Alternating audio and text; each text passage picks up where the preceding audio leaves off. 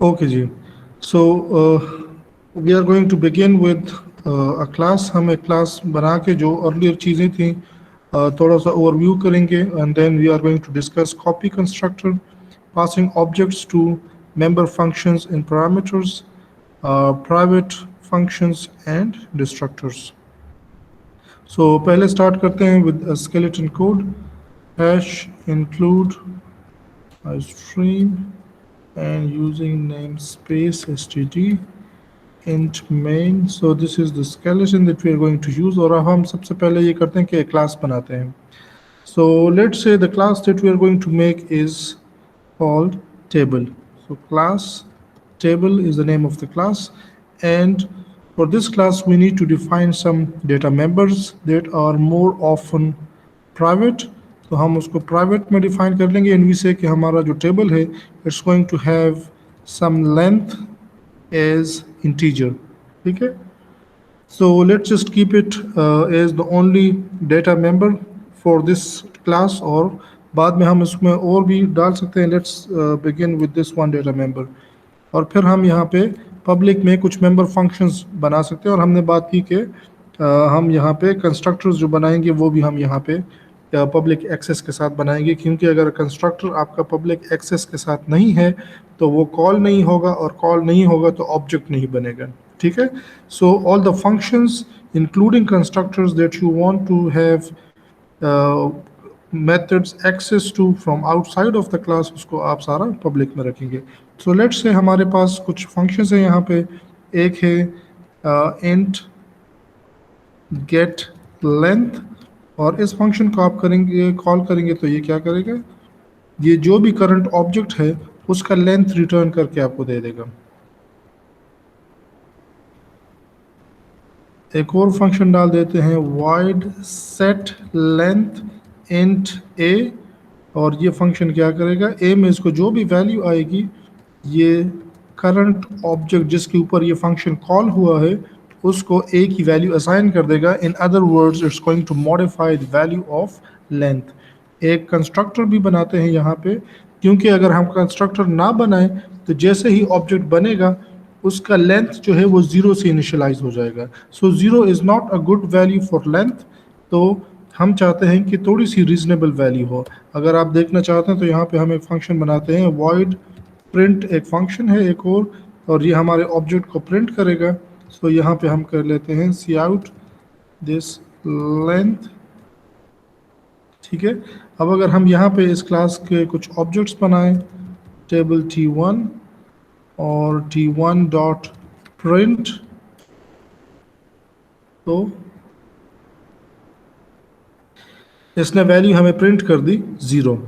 तो 0 जो है it's not a good value. तो हम एक कंस्ट्रक्टर बनाते हैं कि थोड़ी सी रीजनेबल वैल्यू हम जब भी बनाएं, rather than calling the set length function to set the length to a reasonable value, हम एक reasonable value constructor के तौर पे भी दे सकते हैं.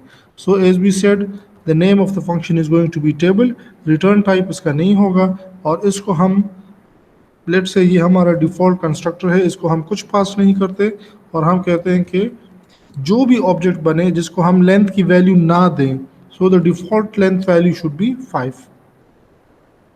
और अगर देना चाहें, अभी हमारे पास वो कंस्ट्रक्टर है ही नहीं, तो हम बाद में ये सेट लेंथ के फंक्शन के थ्रू वैल्यू मॉडिफाई कर सकते हैं. लेकिन अगर हम वैल्यू प्रोवाइड ना करें, जैसी ऑब्जेक्ट बनाएंगे उसकी लेंथ जो है वो वैल्यू 5 पे सेट हो जाएगी. सो अब अगर हम इस कोड को रन करें, so it says the length is 5. और यहाँ पे हम लेट्स से उसको मॉडिफाई भी बाद में कर सकते हैं, बट पहली वैल्यू उसकी 5 होगी. t1 dot set length to 15.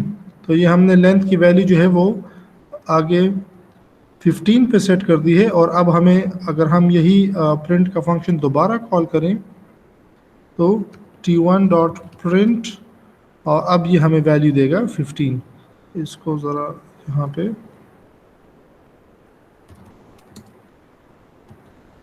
थोड़ा सा प्रेजेंटेबल बना लें, और इसको अगर हम ये रन करें, सो यहाँ पे देखिए लेंथ वैल्यू इज़ 5. ये वो डिफ़ॉल्ट वैल्यू है, उसके बाद हमने उसको मॉडिफाई किया 15 पे, और अब जो है लेंथ वैल्यू इज़ 15. तो ये जो वैल्यू हम बात कर रहे हैं 5 की, this is going to be the first value of length जब ऑब्जेक्ट बनेगा। बाद में ऑब्वियसली हम उसको मॉडिफाई कर सकते हैं। तो यहाँ पे जब ऑब्जेक्ट बना तो उसकी जो लेंथ की वैल्यू थी दैट वाज सेट टू 5।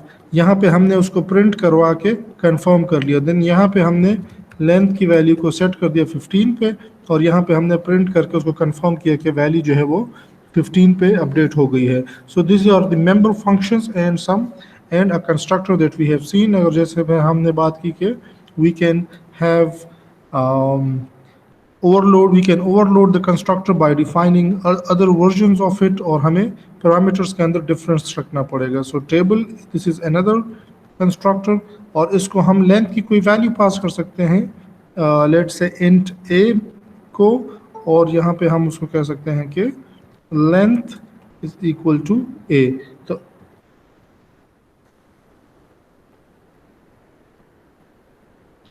इस तरह से हम जो ऑब्जेक्ट बनाएंगे उसको हम जो वैल्यू पास करेंगे वही वैल्यू उसकी लेंथ को असाइन हो जाएगी।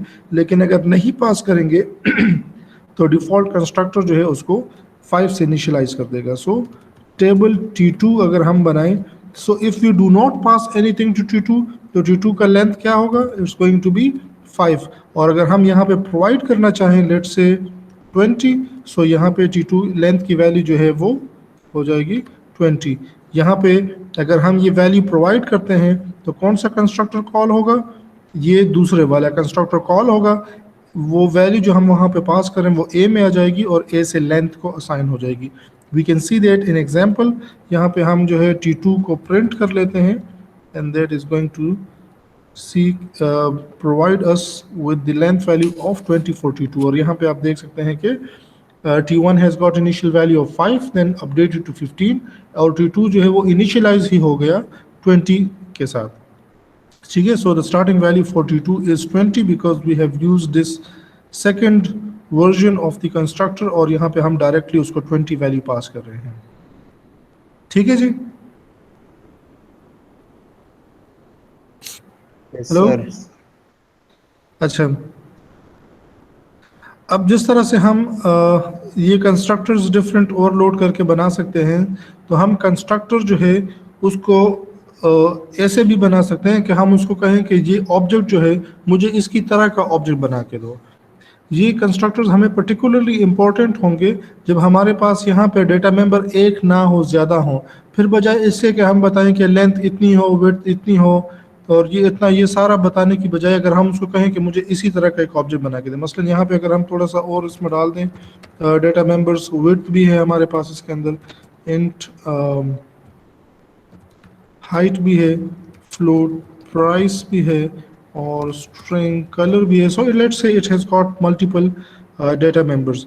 और यहाँ पे हम लेंथ को 5 से सेट कर रहे हैं, विड्थ को भी 5 से कर रहे हैं, हाइट को भी 5 से कर रहे हैं, प्राइस को 0 से कर रहे हैं, और कलर जो है that is also set to empty string. ठीक है, और इस तरह ये जो दूसरा कंस्ट्रक्टर है हमारा, ये भी विड्थ को भी a से सेट कर रहा है और हाइट 5 हाइट a, प्राइस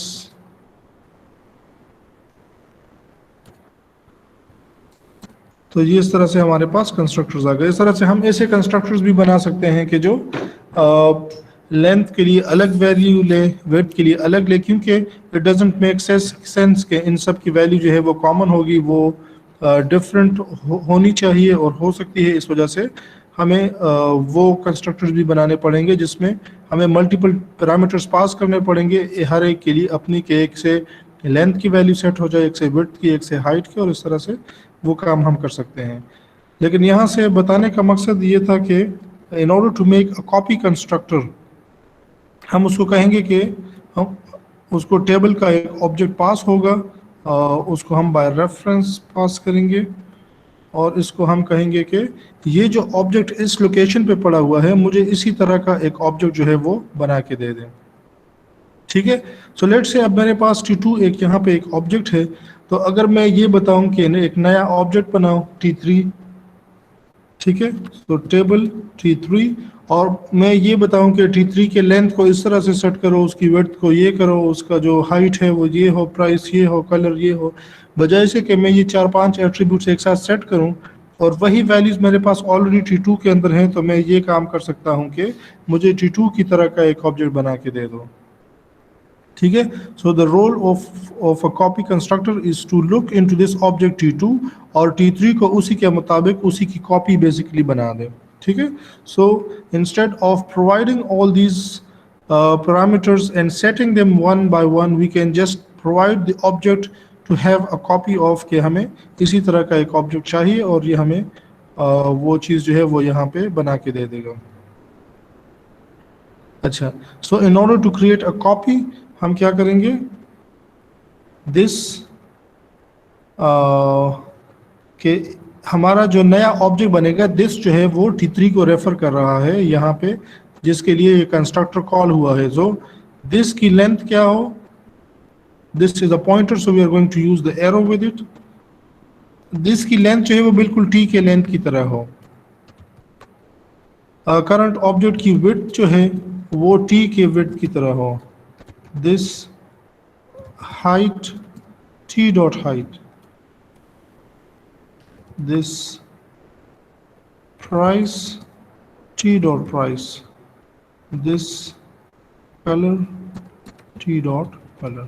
तो ये हमने क्या किया, यहाँ पर ये कंस्ट्रक्टर हमने डिफाइन किया कॉपी कंस्ट्रक्टर, और अब हमें जिस ऑब्जेक्ट की तरह का भी ऑब्जेक्ट चाहिए हम डायरेक्ट वो ऑब्जेक्ट रेफरेंस के तौर पे पास करेंगे कि मुझे इसकी तरह का ऑब्जेक्ट बना के दो, और ये हमें स्ट्रेट अवे उस तरह का ऑब्जेक्ट बना के दे देगा और हमें उसको बनाने की ज़रूरत नहीं होगी, हमें उसको एक एक एट्रीब्यूट को सेपरेटली सेट करने की ज़रूरत नहीं होगी। ठीक है, तो यहाँ पे लेट्स से हम एक और फंक्शन बनाते हैं, void set width int a,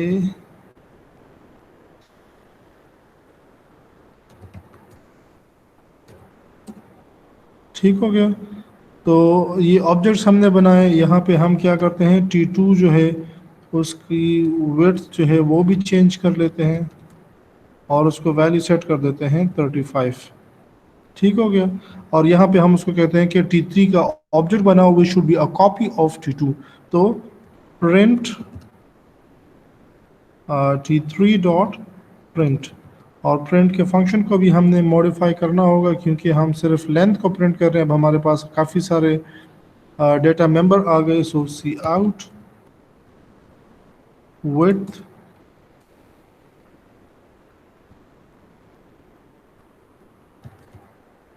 and l c out height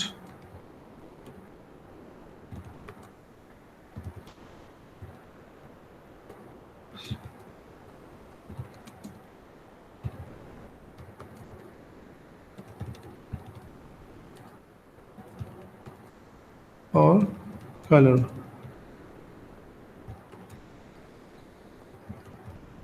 ठीक हो गया, इसको रन करते हैं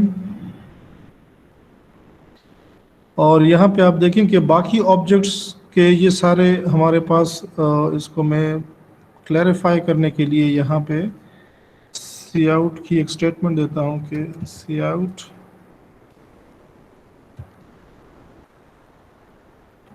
ऑब्जेक्ट T3। ठीक हो गया, तो दोबारा रन करते हैं।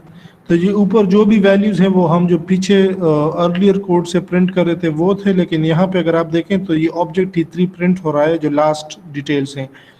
इसकी लेंथ सेट हुई है 20 पे, इसकी हाइट सेट हुई है 20 पे, इसका विड्थ सेट हुआ है 35 पे, price is 0 and colour is not provided yet. तो ये सारी अपडेट्स हमने T3 को भी नहीं दी, मतलब इसको एक्सप्लिसिटली इसके ऊपर सेट के फंक्शंस कॉल करके इन वैल्यूज़ को मॉडिफाई नहीं किया, और ये हमारी डिफ़ॉल्ट वैल्यूज़ भी नहीं है। तो बेसिकली हमने क्या किया, हमने T3 को T2 पास किया और हमने उसको कहा कि मुझे T2 की तरह का ही ऑब्जेक्ट बना के दो, और इसने हमें T2 की ऑब्जेक्ट जो है उसकी कॉपी निकाल के दी, which is called copy constructor. ठीक है जी। Yes sir. अच्छा, नेक्स्ट जो चीज़ है हम ये ऑब्वियसली वो तो यहाँ पे हमने देख भी लिया है, but we can do this for the other functions also. यहाँ पे आप देखें कि टी जो है it's an object of class table, और वो हम यहाँ पे उसको एज पैरामीटर पास कर रहे हैं। So this is something that we can do in the member functions of classes. हम किसी भी यहाँ पे हम और फंक्शंस भी बना सकते हैं और हम उसको इस तरह के ऑब्जेक्ट्स जो हैं वो पास कर सकते हैं। सो लेट्स से यहाँ पे हम एक और फंक्शन बनाते हैं, and that function job is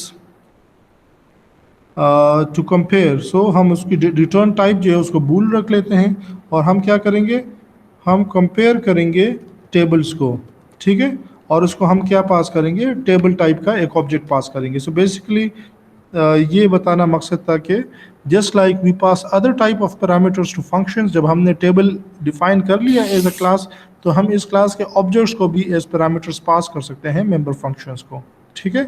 अब ये दो टेबल्स को कंपेयर करेगा और हमें बताएगा कि वो सेम है कि नहीं, लेकिन यहाँ पे हम इसको एक टेबल पास कर रहे हैं, तो एक को वो एज पैरामीटर रिसीव करेगा और दूसरा हमारा करंट ऑब्जेक्ट हो जाएगा।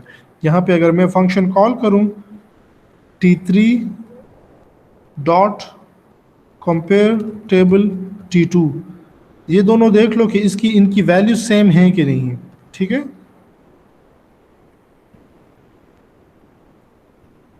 तो ये क्या करेगा, यहाँ से मुझे एक बुलियन वैल्यू मिलेगी, यहाँ से मैं उसको प्रिंट कर रहा हूँ, और ये जो है I am calling this function on T3, so T3 is going to be my current object, और T2 जो है वो यहाँ पे मैं इसको पैरामीटर के तौर पे पास कर रहा हूँ, so T2 is going to be received in this T, ठीक है।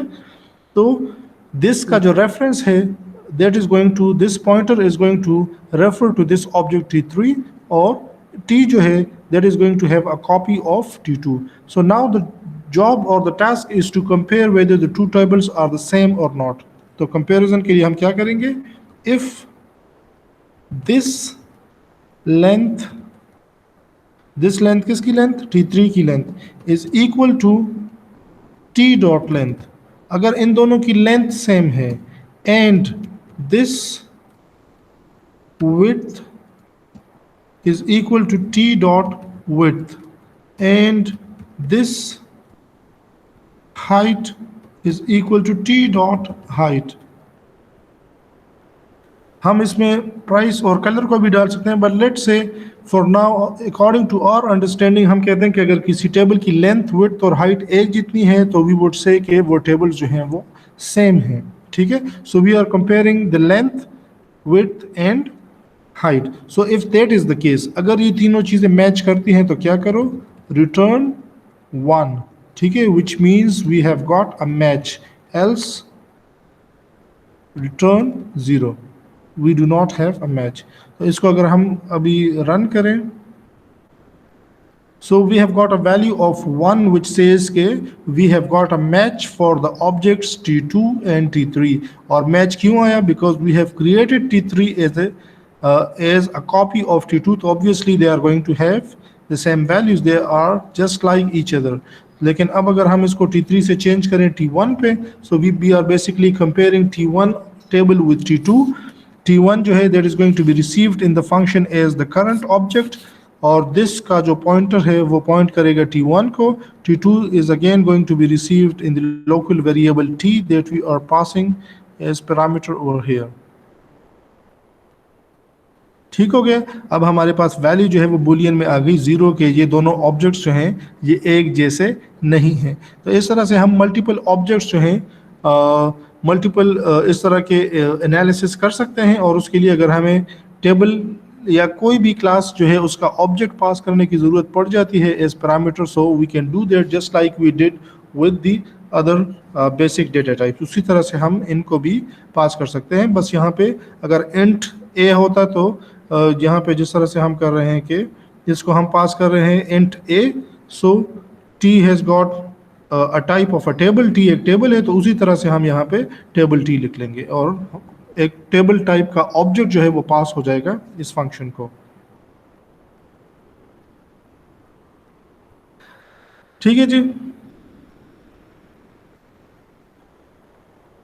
Yes sir. हेलो जी, जी सर।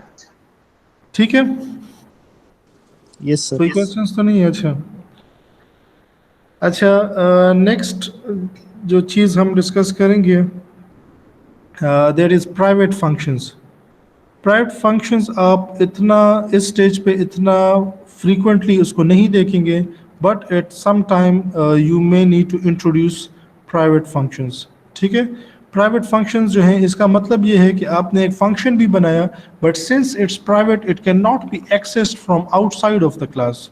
ठीक है, सो इससे ये एक वो बनता है कि फिर इस तरह की क्लास बनाने की फंक्शन बनाने की ज़रूरत ही क्या है जिसको कोई एक्सेस नहीं कर सकता, कोई यूज़ नहीं कर सकता। तो यहाँ पे मेरे पास अगर एक फंक्शन में डिफाइन कर दूं int sum int a int B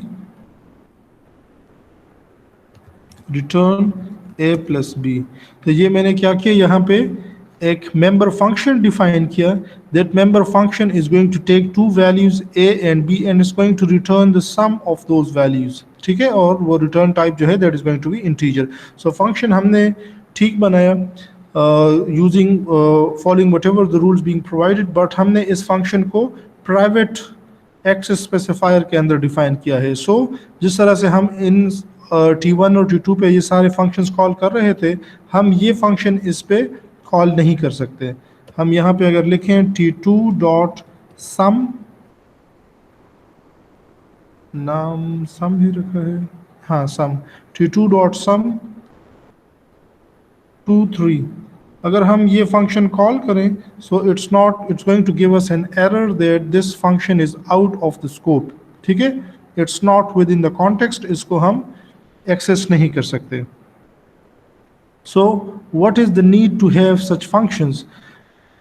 तो इस तरह के फंक्शंस बनाने का मकसद ये होता है जिसको हम प्राइवेट में डिफाइन करें कि वो क्लास के बाहर से एक्सेस ना हो। उसका फ़ायदा ये है कि लेट से यहाँ पे मेरे पास एक फंक्शन है पब्लिक एक्सेस के अंदर, and that function is let's say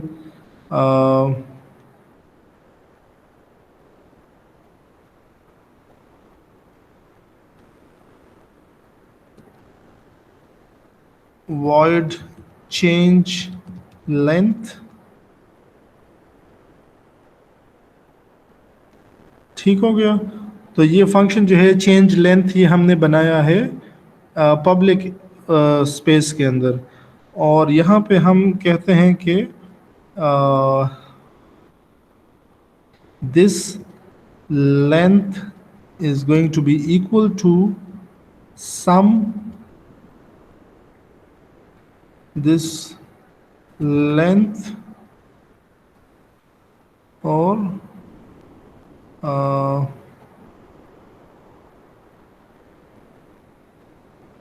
this width।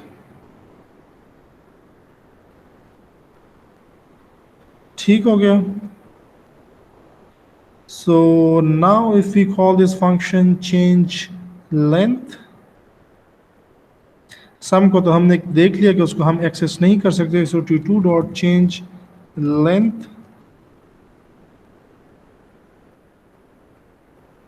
And now we have no issues with this function. ठीक है, और यहाँ पे अगर हम T2 को प्रिंट करें,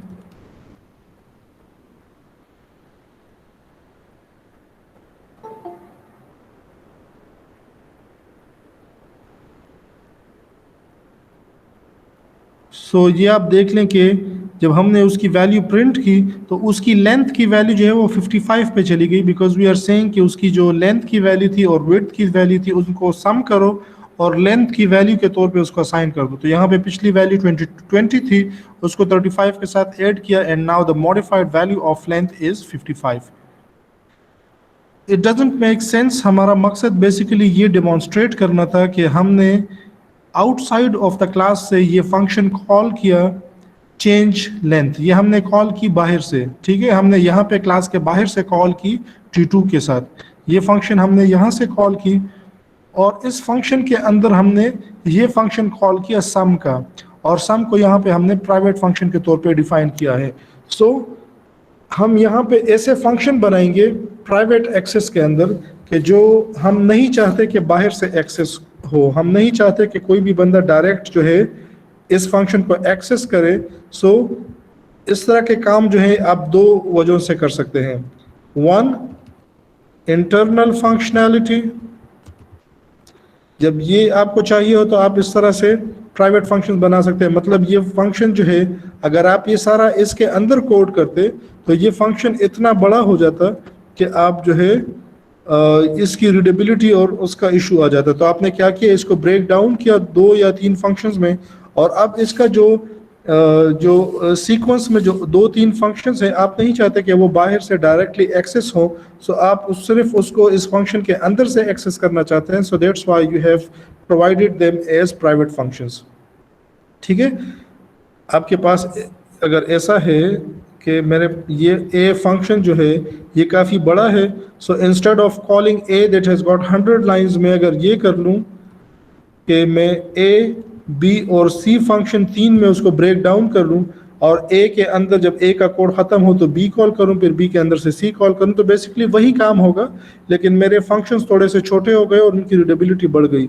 लेकिन अब मैं ये नहीं चाहूँगा कि ये बी और सी जो हैं ये बाहर से एक्सेस हों, because they are basically the partial continuation of the function a. तो अगर आप डायरेक्ट बी और सी को कॉल करेंगे तो वो ज़्यादा सेंस नहीं बनाएगा। तो मैं नहीं चाहूँगा कि बी और सी को कोई बाहर से एक्सेस करे, ये सिर्फ बाहर से ए एक्सेस हो और फिर ए के अंदर से बी हो और बी के अंदर से सी हो।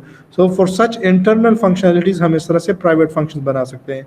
सेकेंडली, हम प्राइवेसी या सिक्योरिटी के पर्पज़ के लिए भी ये कर सकते हैं कि अगर यहाँ पे कोई ज़्यादा सेंसिटिव जो है वो पार्ट ऑफ कोड है तो उसको हम प्राइवेट एक्सेस के तौर पे सेपरेटली प्रोवाइड कर सकते हैं, just to make it more secure. तो इस तरह से हम कुछ फंक्शंस जो है उनको प्राइवेट फंक्शंस के तौर पे डिफाइन कर सकते हैं, and if you do that then these functions will only be accessible from with in the public functions. तो बेसिकली फंक्शन, पब्लिक फंक्शंस क्या है, ये आपके क्लास का इंटरफेस है। This is something that people see from outside of the class. तो ये class का इंटरफेस है, बाहर से जो भी एक्सेस करेगा, मेन जो है this is outside of the class, तो जो भी बाहर से एक्सेस करेगा, इंटरेक्ट करेगा, they are going to interact with the interface of the class. और इंटरफेस क्या है, पब्लिक पोर्शन है। और फिर अगर आपके पास प्राइवेट फंक्शंस हैं, so from with in those public functions you can actually have access to the private functions. ठीक हो गया। The last topic that I have for today is destructors. जिस तरह से हमने कंस्ट्रक्टर्स बनाए कि without actually calling these functions, हम सिर्फ कहते हैं कि टेबल टाइप का एक ऑब्जेक्ट बनाओ, जैसे यहाँ पे हम कहते हैं टेबल T1 और कंस्ट्रक्टर कॉल हो गया। हमें कैसे पता चलेगा कंस्ट्रक्टर कॉल हुआ, क्योंकि उसकी लेंथ को 5 वैल्यू असाइन हुई है, just like we said in the constructor. तो कंस्ट्रक्टर्स और डिस्ट्रक्टर्स जो हैं उसको हमें डिफाइन करने की हमें ज़रूरत नहीं होती, उसको कॉल करने की ज़रूरत नहीं होती, they are being called automatically. जैसे ही हम यहाँ पे ऑब्जेक्ट बनाएंगे तो इसके साथ कंस्ट्रक्टर खुद ही कॉल हो जाएगा, और जैसे ही हम ऑब्जेक्ट डिलीट करेंगे, जैसे ही एक ऑब्जेक्ट अपनी स्कोप से ख़त्म बाहर निकलेगा तो कंपाइलर ऑटोमेटिकली उस ऑब्जेक्ट को डिलीट कर देता है। तो इस केस में एक डिफ़ॉल्ट डिस्ट्रक्टर कॉल होता है ताकि वो उस ऑब्जेक्ट को डिलीट करे और उस मेमोरी को फ्री कर दे किसी और वेरिएबल या किसी और प्रोग्राम के लिए। हम बेसिकली जिस तरह से हम डिफ़ॉल्ट कंस्ट्रक्टर्स हम पहले यूज़ करते, फिर बाद में हमने खुद अपने कंस्ट्रक्टर्स बनाए, इसी तरह से हम अपने डिस्ट्रक्टर्स भी बना सकते हैं जो क्या करेंगे, रिप्लेस कर देंगे डिफ़ॉल्ट डिस्ट्रक्टर्स को। In order to write a destructor, उसके लिए भी कुछ रूल्स हैं ताकि कंपाइलर को पता चले कि ये डिस्ट्रक्टर हैं, और ये रूल्स इसलिए हमें फॉलो करने ज़रूरी हैं क्योंकि डिस्ट्रक्टर्स को भी हम खुद कॉल नहीं करेंगे तो कंपाइलर को रिकॉग्नाइज करना चाहिए कि ये एक डिस्ट्रक्टर है ताकि वो ज़रूरत के मुताबिक उसको यूज़ करे। तो पहला जो है इसका अगेन रिटर्न टाइप नहीं होगा, और पहला इसका जो है वो स्टार्ट होगा ये इस टिल्डा सिंबल के साथ, and then the name of the destructor must always be the name of the class. ठीक है, तो जिस तरह से कंस्ट्रक्टर को हम वही नाम दे रहे थे जो क्लास का नाम था, डिस्ट्रक्टर का भी उसी तरह से नाम होगा, लेकिन उससे पहले ये टिल्डा का साइन आएगा जो बता रहे कि ये बेसिकली कंस्ट्रक्टर नहीं है, डिस्ट्रक्टर है। और इस तरह से ये डिस्ट्रक्टर हम कॉल, इसके अंदर जो है हम अपना कोड लिख सकते हैं। डिस्ट्रक्टर्स बनाने का फ़ायदा ये है कि जब एक ऑब्जेक्ट, अब अगर T2 हमें नहीं पता कब डिलीट हुआ, T1 कब डिलीट हुआ, तो अगर आप उसके डिलीट होने से पहले कुछ मीनिंगफुल काम करना चाह रहे थे तो डिस्ट्रक्टर बनाने से वो कंट्रोल आपके पास आ गया है। मसलन अगर मैं चाहता हूं कि जैसे ही एक ऑब्जेक्ट डिलीट होने लगे तो डिलीट होने से पहले लॉग डॉट टेक्स्ट फाइल में उसकी एंट्री हो जाए, तो मैं अगर डिस्ट्रक्टर के अंदर वो कोड लिखता हूं तो मुझे ये चेक करने की जरूरत नहीं होगी कि कब कौन सा ऑब्जेक्ट कब डिलीट हो रहा है। मैं यहाँ पे ये कोड लिखूंगा और कंपाइलर खुद डिटेक्ट करेगा कि अब उसका डिलीट होने का टाइम आ गया है, और वो क्या करेगा, डिलीट होने से पहले लॉग फाइल के अंदर उसकी एंट्री कर देगा। So anything that you would want to do just before the object gets destroyed, तो वो आप इस डिस्ट्रक्टर के अंदर वो काम कर सकते हैं। For now let's just print the statement that the object is destroyed. Object destroyed. ठीक हो गया। इसको अगर हम यहाँ पे रन करें तो ये आप देखें कि हमारे पास यहाँ पे ये वो पुरानी वैल्यूज जो हम प्रिंट करवा रहे थे, एक ऑब्जेक्ट यहाँ पे डिस्ट्रॉय हो गया और बाकी 3 ऑब्जेक्ट्स जो हैं वो यहाँ पे डिस्ट्रॉय हो गए। ठीक है, ये 3 ऑब्जेक्ट्स यहाँ पे डिस्ट्रॉय हो रहे हैं, ये हमारे T1, T2 और T3 ऑब्जेक्ट्स हैं जो हमने बनाए, और ये जो यहाँ पे डिस्ट्रॉय हो रहा है ये हमारा वो लोकल जो पैरामीटर के तौर पे ऑब्जेक्ट था वो यहाँ पे डिस्ट्रॉय हो रहा है। तो इस तरह से डिस्ट्रक्टर के अंदर हम यहाँ पे फिलहाल सिर्फ ये कोड लिख रहे हैं, ये स्टेटमेंट प्रिंट कर रहे हैं कि ऑब्जेक्ट डिस्ट्रॉय हो रहा है, लेकिन इसके अंदर आप इस तरह की मीनिंगफुल काम कर सकते हैं। जैसे मैंने आपको कहा कि आप डिस्ट्रॉय होने से पहले उस ऑब्जेक्ट की अगर कोई रिकॉर्ड रखना चाहते हैं तो आप उसको लॉग फाइल वगैरह के अंदर उसकी एंट्री कर सकते हैं। ठीक है, it's not going to stop the function from destroying, वो ऑलरेडी डिस्ट्रक्टर कॉल हो चुका है, ऑब्जेक्ट डिस्ट्रॉय होगा, but you can do something meaningful because you can still have access to all the data members of the objects that is going to be destroyed. तो आप उसको access करके उसको right कर सकते हैं या कुछ और कर सकते हैं, और उसके बाद क्या होगा, वो ऑब्जेक्ट डिस्ट्रॉय हो जाएगा। So these were the topics of today's lecture, and most probably in the next one we are going to start with inheritance. ठीक है जी, ओके सर। कोई क्वेश्चंस इसमें? No sir. सर ये अच्छा। कोड शेयर कर दिया करें। अच्छा ठीक है, कोड तो इससे पहले मैं सेव ही नहीं कर रहा, तो ये वाला तो मैं कर दूंगा, इससे पहले पिछले जो है वो मेरे पास कॉपी नहीं है, ये वाला हो जाएगा। ठीक है सर, ओके सर। ठीक है, और सरताज है, सरताज मुझे अटेंडेंस सेंड कर दें। Okay sir. ओके जी, ठीक है, अगर कोई क्वेश्चंस नहीं है तो बस क्लोज करते हैं। सर वो डिस्ट्रक्शन का एक बार दोबारा बताते हैं, वो मेरा कनेक्शन लॉस हो गया। देखिए डिस्ट्रक्टर जो है वो हमने ये तो किसी जो दूसरे वेरिएबल्स हैं ना उस पे भी बारे में भी हमने ये बात की थी कि जैसे ही आप उसके स्कोप से बाहर निकलते हैं तो वो वेरिएबल जो है वो डिस्ट्रॉय हो जाता है। The same rule applies two objects also, जब उस ऑब्जेक्ट का स्कोप खत्म होगा तो वो ऑब्जेक्ट डिस्ट्रॉय हो जाएगा। डिस्ट्रॉय होने के लिए डिफॉल्ट डिस्ट्रक्टर जो है वो यूज होता है, जिसमें वो सारी मेमोरी जो है वो फ्री कर ली जाती है उस ऑब्जेक्ट से ताकि वो अवेलेबल हो जाए किसी और चीज़ के लिए। लेकिन अगर आप चाहते हैं कि आप ऑब्जेक्ट के डिस्ट्रॉय होने से पहले खुद कुछ मीनिंगफुल काम करें तो हम ये जो डिस्ट्रक्टर है ये इसका अपना फंक्शन जो है वो डिफाइन कर सकते हैं, और जब हम वो डिफाइन करेंगे सो बेसिकली ये देखें कि जब हमने ये डिस्ट्रक्टर का फंक्शन डिफाइन किया तो हमारे पास इस ऑब्जेक्ट का एक्सेस आ गया कि यहाँ पे हम कुछ भी कर सकते हैं और उसके बाद ये ऑब्जेक्ट डिस्ट्रॉय हो जाएगा। ठीक है, सो बेसिकली आप यहाँ पे कुछ मीनिंगफुल काम कर सकते हैं, उस ऑब्जेक्ट की सारी वैल्यूज को डिस्प्ले कर सकते हैं, उस ऑब्जेक्ट को कहीं किसी फाइल में अपने पास रिकॉर्ड के तौर पे राइट कर सकते हैं, या किसी बंदे को कोई ईमेल जनरेट कर सकते हैं। तो जो भी आप करना चाहते हैं वो आप सारे काम कर सकते हैं, जस्ट टू मेक श्योर कि ये ऑब्जेक्ट जो है ये हमारे हाथ से जा रहा है, इसके बाद हम इसको दोबारा एक्सेस नहीं कर सकते। तो उससे पहले आप क्या करना चाहेंगे, so that you can do in this destructor. ठीक है, तो ये आपके पास इस चीज़ की एक्सेस आ जाएगी कि आपको मैनुअली चेक करने की ज़रूरत नहीं होती कि कौन सा ऑब्जेक्ट कहाँ पे स्कोप खत्म हो रहा है, कहाँ पे स्टार्ट हो रहा है। बस आप डिस्ट्रक्टर के अंदर खुद जो कोड डालेंगे, कंपाइलर खुद स्कोप को फोकस कर रहा होगा, जैसे ही ऑब्जेक्ट स्कोप के बाहर से निकलेगा वो डिस्ट्रक्टर कॉल करेगा और आप वहाँ पे जो करवाना चाहते हैं वो उसके साथ हो जाएगा। सर ये खुद ब खुद होगा, मतलब ये डिस्ट्रक्टर खुद खुद कॉल करेगा? होगा जी, बिल्कुल बिल्कुल खुद कॉल होगा। आपने देखा हमने डिस्ट्रक्टर को कॉल नहीं किया और डिस्ट्रक्टर कॉल हो गया। जो मैंने आपको प्रिंट स्टेटमेंट दिखाई ना कि डिस्ट्रक्टर ऑब्जेक्ट डिस्ट्रॉयड, वो हमने डिस्ट्रक्टर तो नहीं उसके ऊपर कॉल किया, हमने सिर्फ कोड रन किया और जैसे ही एक एक ऑब्जेक्ट का स्कोप खत्म हो रहा था ऑटोमेटिकली उस पर डिस्ट्रक्टर कॉल हो रहा था और वो ऑब्जेक्ट डिस्ट्रॉय हो रहा था और हमारी जो प्रिंट स्टेटमेंट थी वो प्रिंट हो रही थी।